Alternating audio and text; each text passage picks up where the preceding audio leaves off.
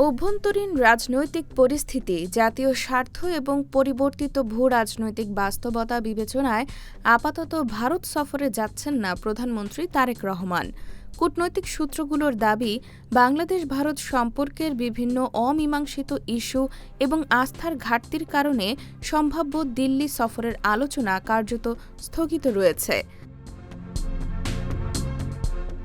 সূত্রগুলোর মতে, গঙ্গার পানি বণ্টন চুক্তির ভবিষ্যৎ, সীমান্ত পরিস্থিতি এবং দ্বিপক্ষীয় বিভিন্ন বিষয়ে ইতিবাচক অগ্রগতি না হওয়ায় এ মুহূর্তে সফরের অনুকূল পরিবেশ তৈরি হয়নি।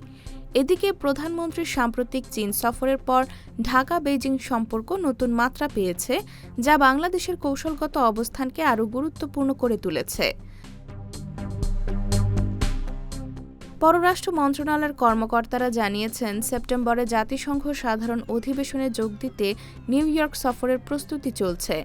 পাশাপাশি জাপান ও সৌদি আরব সফর নিয়েও আলোচনা এগিয়েছে। জাপানের সঙ্গে উচ্চ পর্যায়ের বৈঠকে সম্ভাব্য সফরের বিষয়টি আলোচনায় আসতে পারে।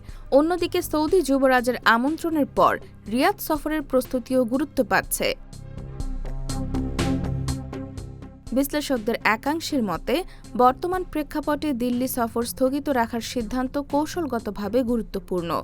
তাদের ভাষ্য, দ্বিপক্ষীয় সম্পর্কের ক্ষেত্রে আস্থা ও পারস্পরিক সম্মান নিশ্চিত না হলে উচ্চ পর্যায়ের সফর কাঙ্ক্ষিত ফল দেবে না। তবে বাংলাদেশ-ভারত সম্পর্কের ভবিষ্যৎ নির্ভর করবে দুই দেশের মধ্যে ইতিবাচক সংলাপ ও পারস্পরিক আস্থা পুনর্গঠনের ওপর। IBTV USA, new York.